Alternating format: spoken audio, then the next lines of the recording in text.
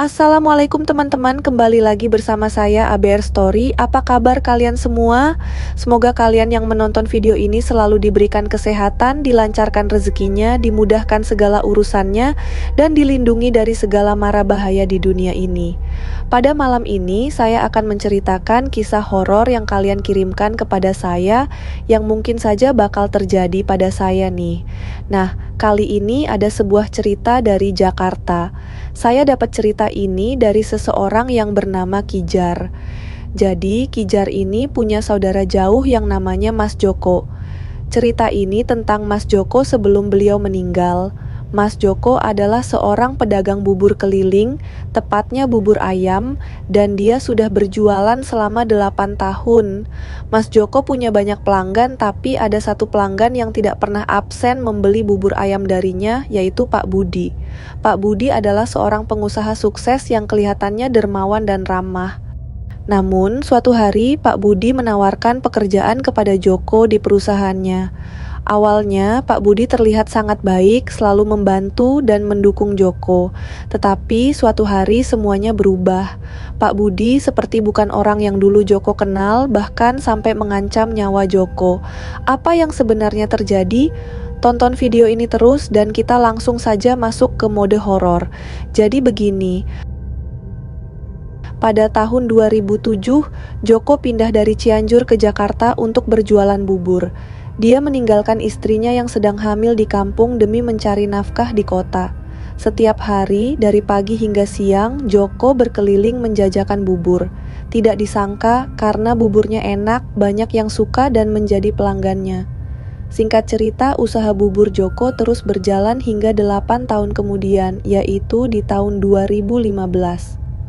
Pada suatu pagi, Joko sedang berkeliling di sebuah pasar di Jakarta, sebut saja Pasar Nanas. Hampir semua pedagang dan beberapa pengunjung di pasar tersebut sudah akrab dengan Joko karena dia orangnya supel. Setiap pagi, buburnya selalu dikerumuni orang-orang. Ketika Joko tiba di pasar, orang-orang langsung mengerumuni gerobaknya untuk membeli bubur. Sebentar Pak Bu, satu-satu ya, pasti saya layani kok, kata Joko dengan sabar. Bubur Joko laris manis dan dia melayani pelanggan satu persatu hingga selesai. Setelah pelanggan pergi, Joko duduk santai. Tiba-tiba seorang pria menghampirinya. "Jok, masih ada kan buburnya? Buat saya seperti biasa ya." "Oh Pak Budi, silakan duduk Pak. Pastilah ada Pak, saya sudah sengaja sisain 1 porsi buat Bapak."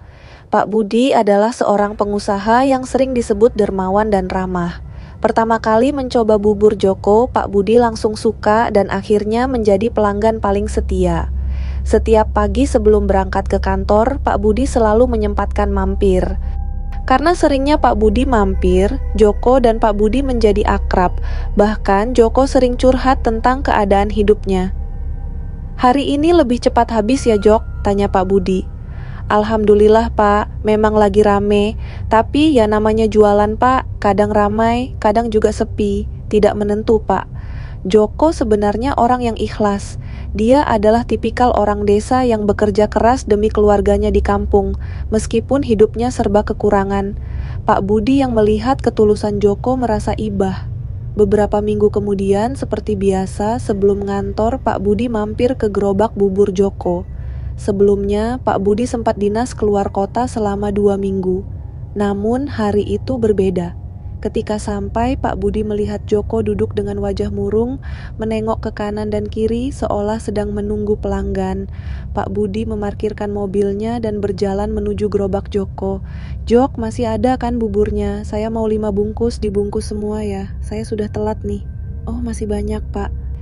"Tumben ya Pak, mau 5 bungkus?" "Wah iya, sudah beberapa minggu ini memang sepi.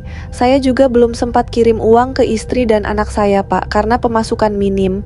Pak Budi yang mendengar itu merasa kasihan, lalu tiba-tiba menawarkan sesuatu yang tidak terduga. "Jok, kamu mau nggak kerja di kantor saya jadi office boy? Kamu nggak usah khawatir soal gaji, hidup kamu pasti bakal lebih baik." "Ini serius Pak." "Saya serius Jok. Kamu bisa mulai kerja besok kalau kamu mau." "Alhamdulillah Pak, saya mau Pak, saya mau." "Tapi ingat Jok, semuanya nggak ada yang gratis. kamu harus bayar dengan cara menuruti semua perintah saya." "Iya Pak, siap Pak, saya pasti ikutin apa kata Bapak." Joko menyetujui tawaran Pak Budi karena menurutnya itu adalah kesempatan emas yang tidak bisa dilewatkan. Siang itu, setelah selesai jualan, Joko langsung pulang ke kontrakannya dan menelepon istrinya untuk memberi kabar gembira. Telepon tersambung. "Assalamualaikum Bu, Bapak dapat pekerjaan baru Bu, di perusahaannya Pak Budi. Pak Budi yang biasa Bapak ceritakan itu, langganan Bapak yang pengusaha sukses itu." "Alhamdulillah, iya Pak, Pak Budi yang itu." "Iya Bu, Ibu senang dengarnya kan?" Istrinya Joko sangat senang mendengar kabar itu hingga menangis haru di telepon. Setelah selesai menelepon istrinya, Joko langsung buru-buru menyiapkan pakaian rapi untuk dipakai besok ke kantornya Pak Budi. Dia tidak mau mengecewakan Pak Budi. Singkat cerita, keesokan paginya, Joko sampai di kantor Pak Budi. Di sana, dia langsung diantar oleh kepala cleaning service untuk berkeliling kantor. Joko diperlihatkan area-area kantor sambil dijelaskan pekerjaan apa saja yang harus dia lakukan. Setelah selesai berkeliling, Joko sempat beristirahat sebentar sebelum akhirnya mulai bekerja hari itu juga. Hari pertama Joko bekerja di kantor Pak Budi pun dimulai. Awalnya Joko cukup kaget dengan deskripsi pekerjaannya. Dia hanya perlu mengepel, menyiapkan kopi, mengurus dokumen, dan melakukan pekerjaan-pekerjaan office boy pada umumnya. Menurut Joko, pekerjaan ini terlalu mudah, tetapi dia tetap bersyukur karena mendapat pekerjaan yang lumayan. Setiap hari Joko bekerja dengan semangat penuh karena dia tidak mau mengecewakan Pak Budi. Semakin hari Joko semakin menikmati pekerjaannya di kantor.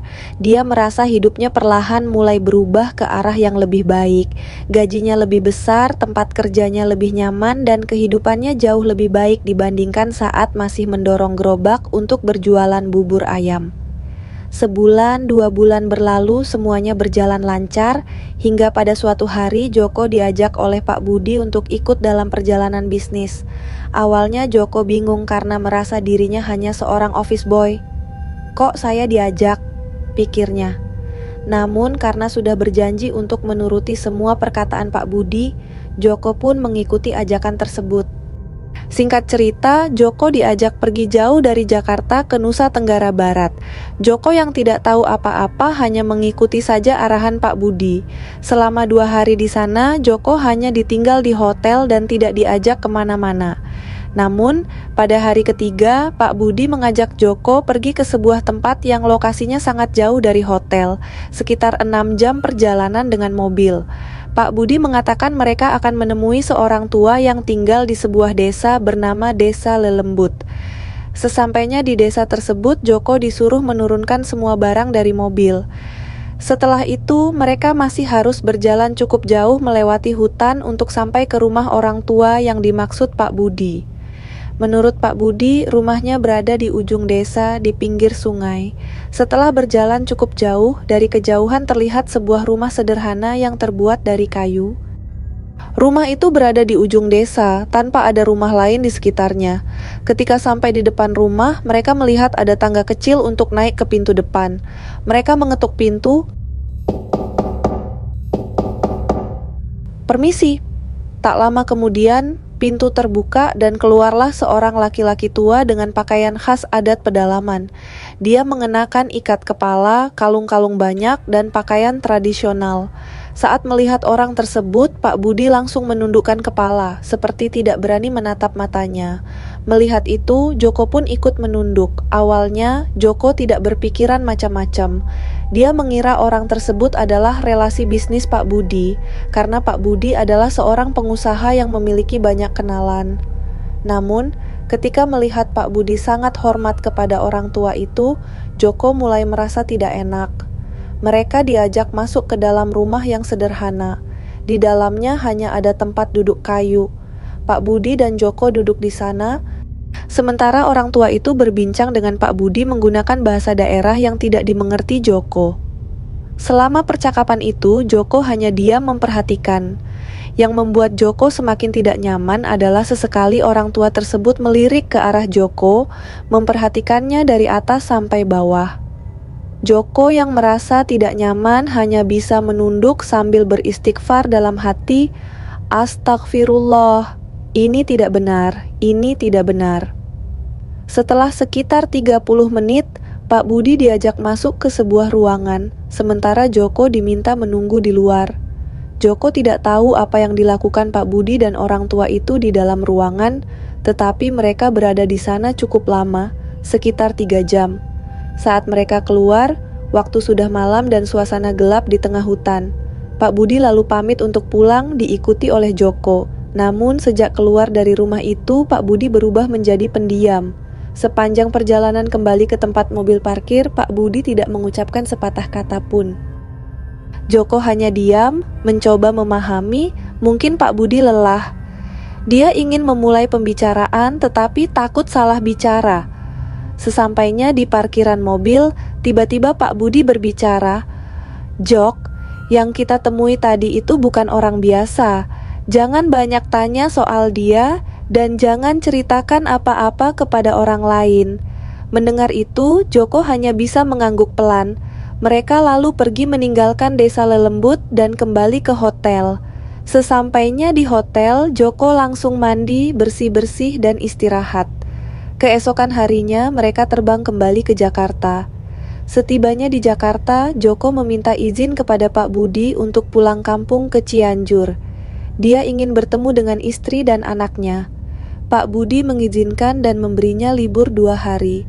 Joko pun pulang ke kampung halamannya. Sesampainya di kampung, Joko disambut oleh istrinya. Mereka melepas rindu. Sang istri yang sudah lama tidak bertemu Joko langsung memijatnya dan memasakkan makanan enak. Namun istrinya merasa ada yang aneh dari Joko. Dia mulai merasa tidak enak. "Pak, semuanya aman kan di kerjaan?" tanya istrinya. "Aman Bu, aman," jawab Joko. Namun di situ Joko akhirnya menceritakan semuanya. Dia menceritakan secara detail tentang perjalanannya bersama Pak Budi ke Nusa Tenggara Barat. Istrinya mendengarkan dengan cemas, karena Joko takut setelah ini dia bakal kenapa-kenapa, padahal Pak Budi sudah melarang untuk menceritakan perjalanan itu. Sontak istrinya yang mendengar cerita tersebut kaget. Sang istri menyuruh Joko untuk berhenti saja bekerja di kantor Pak Budi. "Kayaknya ini tidak benar, Pak," ujar istrinya. Pikirannya langsung kemana-mana. Dia takut Pak Budi sengaja membawa Joko ke desa itu untuk menumbalkan dirinya. Joko hanya diam tanpa merespons apa-apa. Singkat cerita, setelah 2 hari di kampung, Joko kembali ke kota dan mulai menjalani hari-harinya sebagai office boy seperti biasa. Dia tidak mau memikirkan hal-hal aneh tentang Pak Budi. Namun seiring berjalannya waktu, Joko merasa Pak Budi semakin sering memberikan sinyal-sinyal yang aneh. Kadang Pak Budi membahas soal hidup, bisnis, bahkan hal-hal pribadi yang sebenarnya tidak ada hubungannya dengan Joko. Akhirnya Joko memutuskan untuk resign dari perusahaannya Pak Budi. Dia merasa hidupnya tidak berkembang. Menjadi office boy membuatnya teringat masa lalunya saat berjualan bubur ayam. Dulu dia merasa lebih berarti karena bisa bertemu banyak orang dan memiliki kontrol atas hidupnya sendiri. Sekarang meskipun pekerjaan lebih nyaman, hidupnya terasa monoton. Apalagi sikap Pak Budi yang semakin hari semakin aneh membuat Joko merasa tidak nyaman. Joko mulai berpikir, kenapa tidak coba jadi ojek online saja? Lebih fleksibel, saya bisa mengatur waktu sendiri, dan yang pasti bisa dapat penghasilan lebih. Akhirnya, hari itu juga, Joko memutuskan untuk menemui Pak Budi di ruangannya dan berkata, "Permisi Pak, saya mau bicara. Saya merasa pekerjaan ini tidak cocok untuk saya. Saya ingin resign saja, Pak." Pak Budi kemudian bertanya, "Setelah keluar dari sini, kamu mau kerja apa, Joko?" "Saya mau jadi ojek online, Pak. Saya mau pakai motor saya," jawab Joko. Anehnya, Pak Budi tidak marah atau menegur Joko. Sebaliknya, dia malah terlihat senang dan berkata, "Wah, ide bagus itu, Jok. Saya sangat mendukung." Yang lebih mengejutkan lagi, Pak Budi memberikan motor baru untuk Joko. Katanya, "Ini motor baru buat modal kamu ngojek." Joko sempat berpikir, "Wah, ini bisa jadi modal utama saya untuk mulai ngojek." Tapi di sisi lain dia juga merasa aneh. Kok Pak Budi bisa sepeduli ini sama saya? Padahal kami bukan saudara atau keluarga, bahkan tidak ada hubungan apa-apa. Namun Joko mencoba berpikir positif. Mungkin Pak Budi memang orang baik yang peduli pada karyawannya. Akhirnya, dia menerima motor itu, berpikir bahwa ini mungkin rezeki.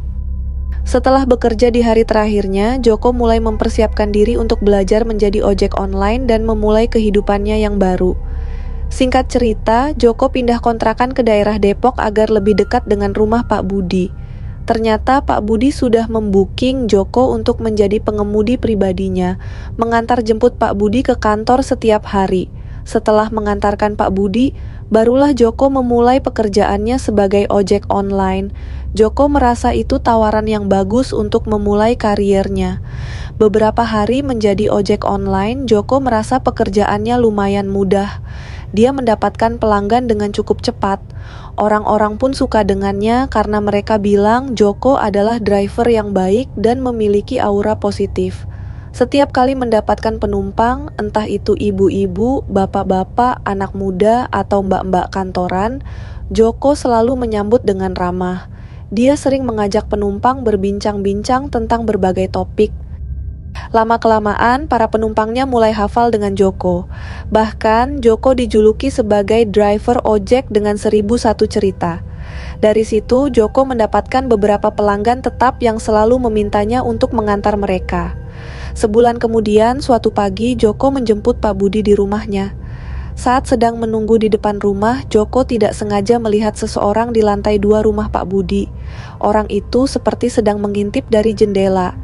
Padahal setahu Joko, Pak Budi tinggal sendirian. Pembantunya pun hanya datang harian. Awalnya Joko berpikir mungkin itu pembantu yang sedang beres-beres pagi itu. Tapi penampilannya aneh, tidak seperti pembantu. Ngapain pembantu berdiri di jendela seperti itu? Pikir Joko. Karena penasaran, Joko bertanya, "Pak, itu ada orang di atas ya? Apa itu keluarga Bapak?" Pak Budi menjawab, "Ah, enggak ada, Jok. Mungkin cuma perasaan kamu saja. Saya kan tinggal sendiri. Mbak pembantu juga belum datang."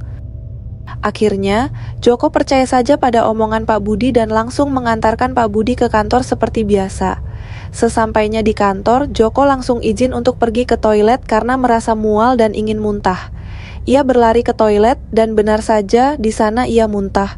Namun yang dimuntahkan bukan makanan, melainkan darah. Sontak Joko kaget karena seumur hidupnya ia belum pernah muntah darah, apalagi sebanyak itu. Joko mulai berpikir kemana-mana, takut jika dirinya mengidap penyakit serius. Setelah dari kamar mandi, Joko langsung pulang ke kontrakannya. Ia merasa tidak sanggup untuk menarik penumpang hari itu karena tubuhnya mendadak lemas dan pikirannya kacau balau. Sampai di kontrakan, Joko menelepon istrinya untuk memberitahu kondisinya. Istrinya yang mendengar kabar itu langsung khawatir dan memutuskan untuk pergi ke Jakarta menemuinya. Singkat cerita, keesokan harinya istrinya tiba di kontrakan Joko dari Cianjur, sementara anak mereka dititipkan di kampung bersama orang tua. Saat tiba, istrinya melihat Joko sudah berbaring lemas di atas kasur. Ia langsung mengajak Joko untuk pergi ke dokter karena takut suaminya mengidap penyakit serius. Joko menyetujui ajakan istrinya. Sesampainya di klinik, Joko diperiksa secara menyeluruh. Namun, anehnya dokter tidak menemukan adanya penyakit pada tubuh Joko. Ia dinyatakan sehat dan hanya diminta untuk istirahat karena kemungkinan besar kecapekan. Sebelum pulang, dokter memberikan resep obat untuk ditebus di apotek. Setelah itu mereka pulang ke kontrakan. Di rumah, istrinya membuatkan bubur untuk Joko dan menyuruhnya minum obat. Hari demi hari, kondisi Joko semakin membaik. Setelah kira-kira seminggu beristirahat, Joko sudah kembali sehat dan siap untuk bekerja lagi. Pagi itu, Joko pergi ke rumah Pak Budi untuk mengantarnya seperti biasa. Saat sampai, Joko melihat Pak Budi baru akan masuk ke mobil. Ia langsung memanggil, "Permisi, Pak." Pak Budi menoleh dan bertanya, Joko, kamu kemana saja?" "Saya baru sembuh, Pak. Kemarin terakhir saya antar Bapak, saya sempat muntah darah. Makanya saya tidak ngojek beberapa hari terakhir," jawab Joko. Pak Budi berkata, "Oh begitu, Jok. Sekarang bagaimana keadaanmu?" "Alhamdulillah agak baikan, Pak. Jadi saya sudah bisa ngojek lagi." Pak Budi menjawab, "Oh iya, Jok. Hari ini saya ke kantor sendiri saja ya. Kamu langsung cari orderan saja. Baik Pak, kalau begitu saya pergi dulu ya, kata Joko sambil pergi mencari penumpang. Joko merasa sedikit kecewa karena Pak Budi memilih untuk berangkat sendiri. Ia juga merasa bersalah karena sakit kemarin membuatnya absen. Namun ia tetap berusaha berpikir positif dan mulai berkeliling mencari orderan seperti biasa. Sayangnya, hari itu orderan sepi. Hingga siang hari, Joko tidak mendapat satupun pelanggan. Karena itu, ia memutuskan untuk pulang ke kontrakan. Seiring berjalannya waktu, Joko masih tetap berhubungan dengan Pak Budi meskipun intensitasnya tidak seperti dulu. Pak Budi tetap baik, sesekali memberikan pekerjaan untuk Joko dan masih sering mengajaknya berbincang. Namun, Pak Budi juga mulai memiliki beberapa karyawan baru, total ada 3 orang. Masing-masing dari mereka diberikan pekerjaan oleh Pak Budi, ada yang diberi usaha, ada juga yang dijadikan office boy di kantornya. Awalnya Joko merasa senang karena ada orang baru yang bisa membantu Pak Budi. Namun lama-kelamaan Joko mulai merasa tersaingi. Ia merasa perhatian Pak Budi yang dulu banyak diberikan kepadanya kini lebih banyak diberikan kepada ketiga orang baru itu. Meskipun Joko berusaha berpikir positif, ia tidak bisa membohongi dirinya sendiri bahwa ia merasa cemburu. Singkat cerita, suatu hari Joko kembali mengalami muntah darah seperti sebelumnya. Awalnya, ia bersikeras tidak mau ke dokter karena menganggap itu hanya kecapekan, seperti yang dokter katakan waktu itu. Namun istrinya memaksa Joko untuk pergi ke dokter karena ia yakin ini bukan penyakit biasa. Setelah diperiksa, dokter kembali tidak menemukan penyakit apapun pada tubuh Joko. Ia hanya diberikan obat dan diminta untuk pulang. Hari demi hari berlalu, kondisi Joko semakin memburuk. Tubuhnya menjadi sangat kurus dan ia tidak lagi bisa bangun dari kasur. Untuk buang air kecil atau besar pun, Joko harus dibantu istrinya karena setiap kali mencoba bangun, tubuhnya terasa sakit semua. Joko tidak bisa dirawat inap di rumah sakit karena biaya yang terlalu besar. Akhirnya, istrinya yang menggantikan Joko mencari nafkah untuk sementara waktu. Yang aneh, Pak Budi tidak pernah lagi muncul atau menanyakan kabar Joko. Pak Budi seperti menghilang dari kehidupan Joko. Beberapa minggu kemudian, pada tahun 2017, kabar mengejutkan datang. Suatu hari saat istrinya pergi bekerja dan meninggalkan Joko sendirian di kontrakan, Joko ditemukan tidak bernyawa. Saat pulang, istrinya melihat Joko terbaring di kasur, tetapi ada sesuatu yang berbeda. Setelah dicek, suaminya ternyata sudah tidak bernapas. Istrinya langsung meminta tolong kepada warga sekitar. Saat diperiksa, warga dan dokter tidak menemukan tanda-tanda luka, kekerasan, atau penyakit yang menjadi penyebab kematian Joko. Tubuhnya hanya terlihat sangat kurus, tetapi tidak ada kejelasan apa yang membuatnya meninggal. Awalnya, orang-orang menganggap kematian Joko sebagai sesuatu yang wajar. Namun, beberapa warga mulai merasa ada yang tidak beres, terutama setelah mendengar cerita dari istrinya. Istrinya bercerita bahwa Joko sempat beberapa kali diajak Pak Budi ke tempat-tempat keramat. Salah satunya saat mereka pergi ke Nusa Tenggara Barat. Orang-orang mulai mengaitkan cerita ini dan menyimpulkan bahwa Joko mungkin adalah salah satu tumbal yang digunakan Pak Budi agar perusahaannya tetap maju. Apalagi di awal pertemuan mereka, Pak Budi sempat mengatakan, "Ingat Joko, tidak ada yang gratis. Kamu harus membayar dengan cara menuruti saya." Apakah Joko meninggal karena sebab alamiah atau benarkah ia menjadi tumbal Pak Budi? Tulis di kolom komentar.